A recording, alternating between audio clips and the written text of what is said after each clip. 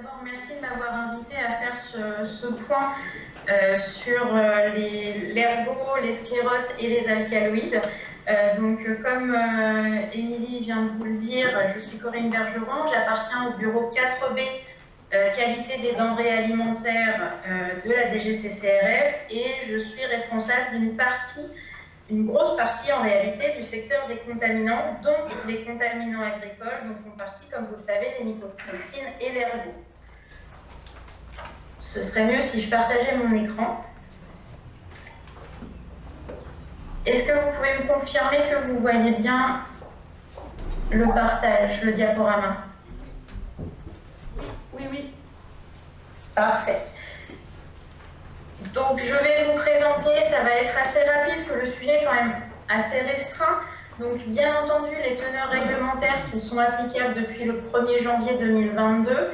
Je vais aborder également la refonte du règlement 401/2006. C'est quand même assez important, surtout du point de vue des mycotoxines.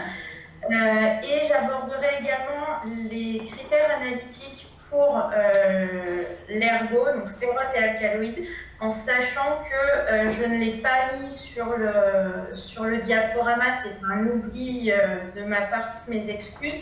Ce ne sont pas encore, pour les critères analytiques, des données consolidées. C'est toujours en discussion, on aura le temps d'évoquer ça un petit peu plus tard. Donc, comme vous le savez sûrement, le règlement 2021-1399 en août de l'année dernière a modifié le règlement 1881/2006 concernant les teneurs maximales pour les sclérotes et les alcaloïdes de l'ergot, donc avec différentes catégories en fonction du contaminant recherché. Donc on va regarder pour les sclérotes au niveau des céréales brutes, avec un distinguo entre le seigle et les autres céréales.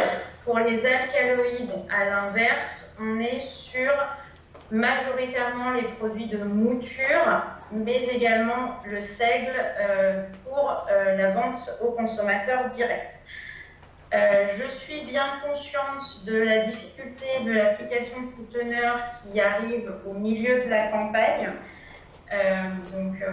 On essaye de voir un petit peu comment ça se passe et si on a des choses qui sortent.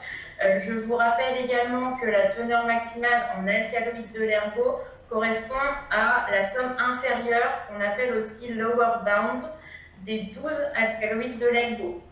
Je ne vais pas vous les citer, ils sont inscrits en diaporama. Pour ce qui est de la somme inférieure ou le principe lower bound, qui est généralement appliqué pour tous les contaminants, il s'agit de dire que la contribution d'un épimère, s'il est non quantifié, égale 0. Je passe maintenant donc à la refonte du règlement 401/2006 qui concerne les échantillonnages et l'analyse des mycotoxines. C'est une partie très importante, notamment pour les mycotoxines qui sont, comme vous le savez sûrement, une contamination très hétérogène. Et du coup, l'importance des méthodes d'échantillonnage et d'analyse est vraiment très importante pour pouvoir comparer et pour pouvoir indiquer la conformité ou la non-conformité d'un lot. Le projet de règlement, donc, comme je vous le disais, n'est pas encore finalisé, le travail se poursuit. Cependant, on espère que la finalisation de ce texte arrivera rapidement, car nous avons depuis janvier donc, les nouvelles teneurs pour l'ergot. Du point de vue des toxines de plantes qui sont très liées, on va avoir également au cours de cette année des nouvelles teneurs maximales qui rentrent en application. Donc c'est assez important d'aller vite sur ce règlement. Normalement, une consultation devrait prochainement être réalisée auprès des parties prenantes parce que, en effet, la nouveauté de ce règlement, ce serait de couvrir aussi bien les contrôles officiels que les autocontrôles, notamment pour les échantillonnages qui sont, comme je vous l'ai dit, quelque chose de crucial pour la contamination aux mycotoxines. En termes d'analyse cette fois, donc encore une fois, ce sont des choses qui ne sont pas finalisées, mais ça vous permet un peu de voir les tendances. Pour les sclérotes, on détermine sur un échantillon de 2 kg minimum avec l'acceptation du lot, donc conformité du lot, si le premier sous-échantillon contient moins de la moitié de la teneur maximale ou si la moyenne des deux sous-échantillons est en dessous de la limite. Et on rejette le lot, donc non-conformité, si la moyenne des deux échantillons est au-dessus de la limite maximale.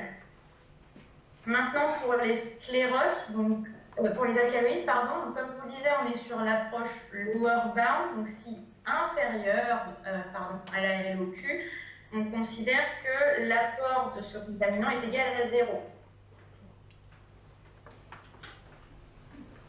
Et on indiquera le résultat pour chaque substance et la somme.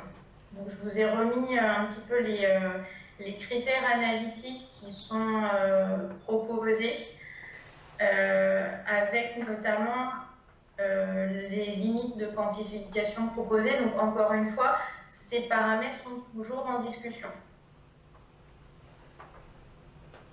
Concernant donc toujours les alcaloïdes, on peut reporter la somme de chaque paire au lieu des 12 individuels.